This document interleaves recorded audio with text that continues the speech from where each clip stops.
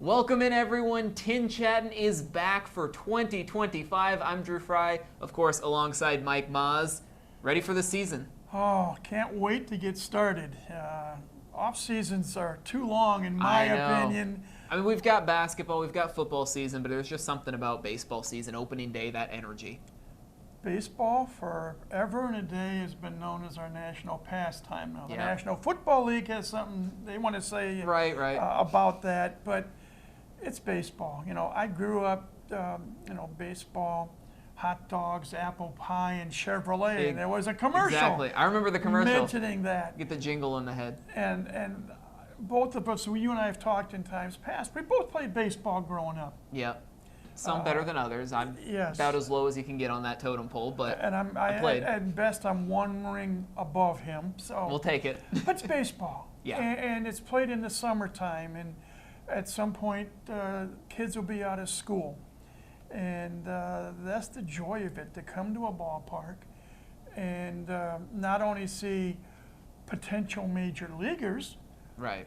but the draw of minor league baseball throughout America is not always what's between the white lines, it's what goes on between innings. Yeah. Entertainment package and all kinds Interacting of with the things. community and getting, I mean, those, the condiments race with hot dog, ketchup, and mustard out there. I heard people booing last year when Relish didn't win. Relish has never won. Yes. And I heard it from a good source that there's going to be an additional condiment this year. Stay tuned for that. You need to come out to Parkview Field to see who it is. I was going to say, I thought we were going to get breaking news right here. We'll have to wait and see. All kinds of things. And who doesn't like post-game fireworks? And there are 28 such fireworks scheduled for this year here at Parkview Field. Lighten up downtown. So, it's just something about blue sky or sunshine, warmer temperatures, a more relaxed feeling with kids out of school, and especially during the weekends, although we're going to talk Tuesday through Sunday because that's the way the schedule says. Right. But on a nice summer night, come on out. You have nothing else to do. Come out and see some baseball. The purists will enjoy the game itself. Yep. And the family will enjoy, be it the concessions, be it the between innings entertainment. At some point later in the summer, there'll be the National Entertainment Acts coming. Yeah. I'll mention two of them, Birds Are the Superstars, amongst others that have come here for years. I remember them from last season, yeah. And it's just something about it. When Mike Nutter came to town, initially in 1998 as the assistant general manager, and he became the GM in 2000. The theme has been family fun entertainment. Right. And that's what the staff works very, very hard to hope to accomplish. It's just nothing like coming out to a baseball game on a summer's night, and it's something that there's something that pleases every member of the family in one way or another. Yeah. So we get the party started on Friday night. April 4th, Unusual. I'm trying to remember the last time we started the season on a Friday. Right. And I can't. Well, it's been a while since we started a season at Parkview Field, hasn't it? Yes, that's true as well. And we'll talk more about that in just a bit. Yeah. But a 3-game series with Lansing to start the year, and then the first road trip will be next week over in Dayton, Ohio, taking on the Dayton Dragons, high A affiliate of the Cincinnati Reds. But again, I've had this phrase forever and a day, Drew. As long as there's no snow on the ground, it's a great day for baseball. Yep. And we look behind us, and if you look behind us, you do see the playing surface here at Parkview Field, because we've commandeered one of the 16 suites to start the season off here. It's a bit chilly outside, but still, the sun's coming out, and we still got a few days. And there's no snow on the ground. That's the key. So Friday night, we get started. Yep. And we're hoping to have a good crowd. And we see the latest edition of the Fort Wayne TinCaps. And that's headed by a new A manager. brand new manager Lucas who Ray. is the youngest manager in the system, and I'm quite sure the youngest manager in the Midwest League, and maybe in all of minor league baseball. He's got to be, not even 30 yet. 28 years of age. And his pitching coach, Thomas Eshelman, who was here last year, Right. he's 30. Yeah, So pretty young staff. you have two young men, both having professional experience from a player standpoint, now into the coaching aspect. And just, it's going to be unique as the season goes along. And especially on the pitching side, there may be some players here that are 24, 25, 26. And here you have a manager who's 28 and a pitching coach who's 30. Right. Far cry from when the TinCaps were at the low Class A designation, when for the most part we had players between the ages of 17 and 21 or 22. Right. Now they're older. A number of players have gone the college route. Yeah. And they come here at 21, 22, 23. So that's going to be a different, Very different thing dynamic there. Yeah, to think about. When we're talking about some of these new players coming onto the team, we still have our fair share of the teenagers, the 18-year-olds, also some recent draft picks out of college who are coming right here to Fort Wayne. So just kind of breaking down this roster. I know the big name that everyone's going to be talking about all season is Leo DeVries, 18-year-old. I think Lucas Ray was just talking, saying he should probably still be in high school, but he's just that good at hitting a baseball, that good at doing pretty much everything else on a baseball field, and we'll get to see him this year in Fort Wayne.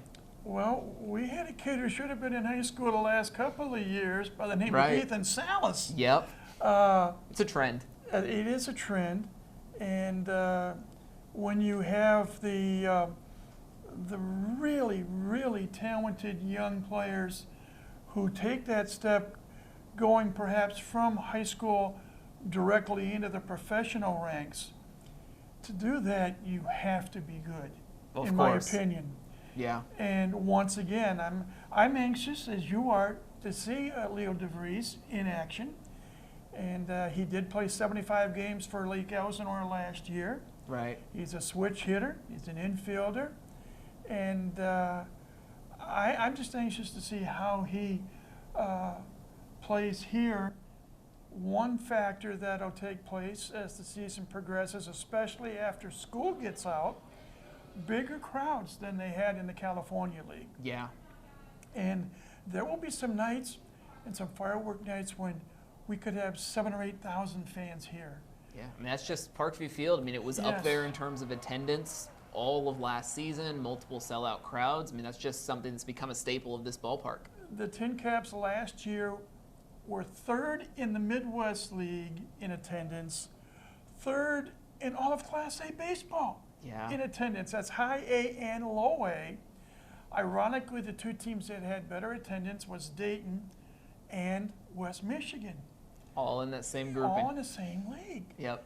And but you're going to see these guys, and if history, I think, will repeat itself in the sense that we have talked not only to former players who were here, former managers and coaches who have commented.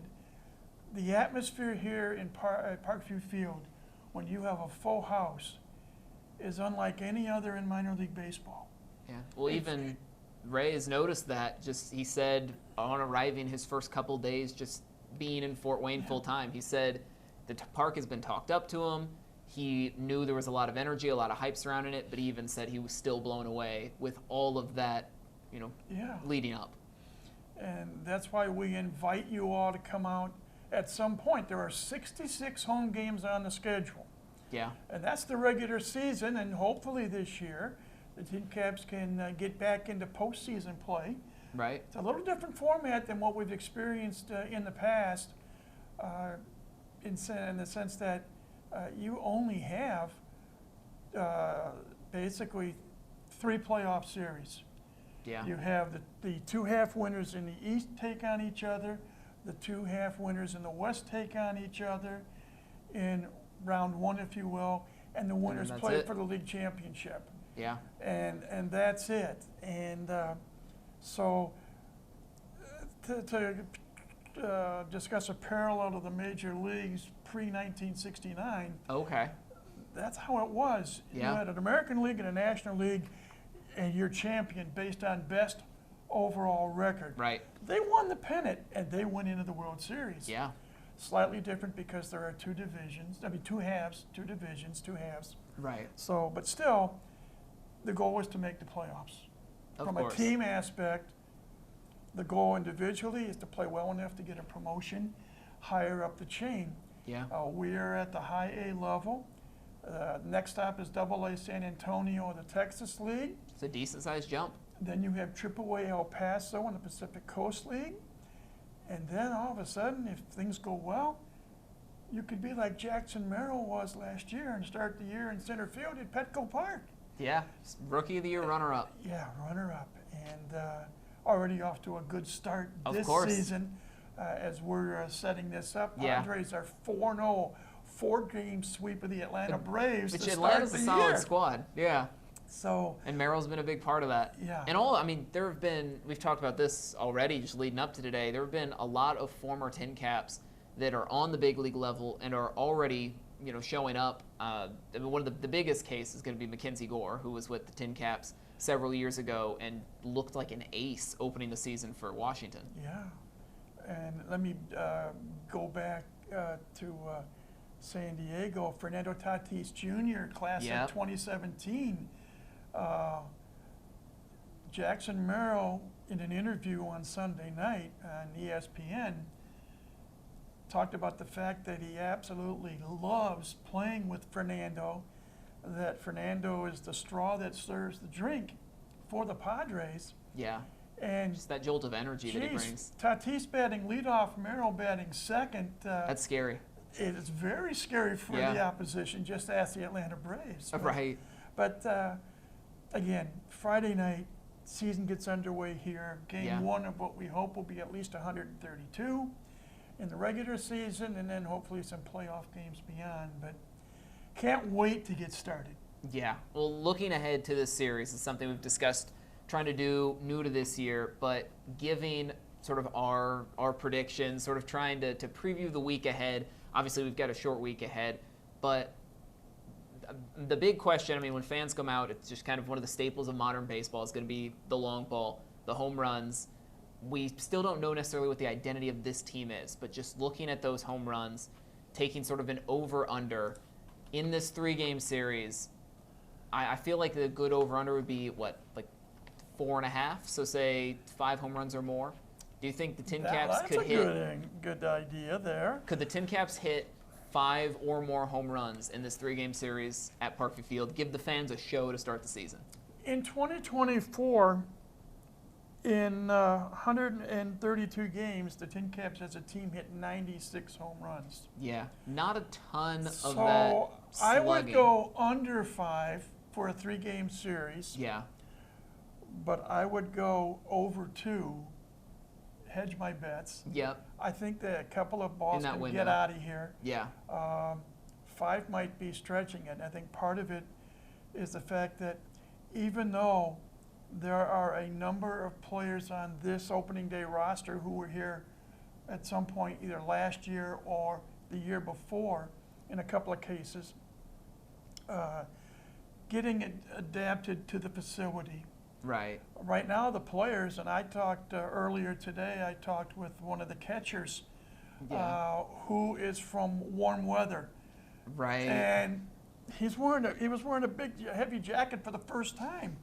yeah. And to For about adapt 50 degrees, to high different 40s, weather conditions. Yeah, And so that's one of the challenges. right, And that's what's going to be the fun part, is seeing how these young men adapt to different situations.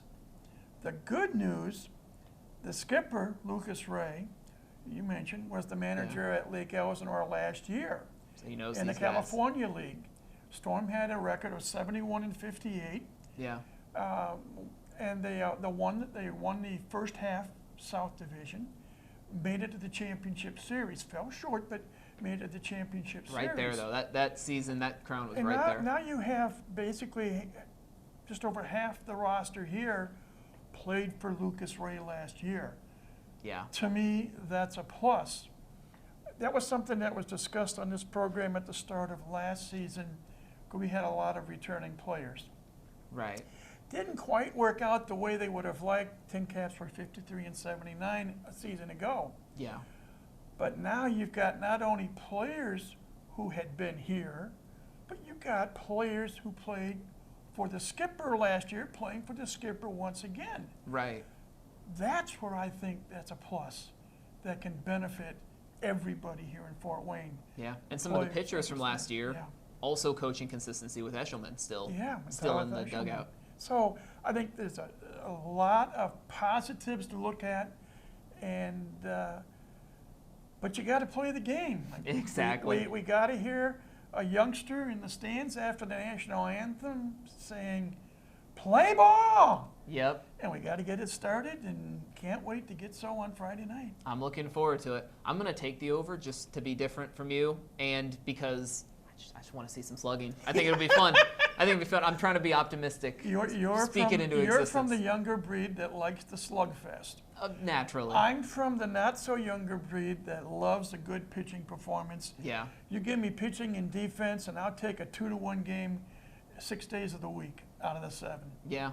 So, See, I still like the competitive games. If we can get it to 7-6 type of a ball game where it's still close, but we still see the runs scored, then I feel like we're getting something moving.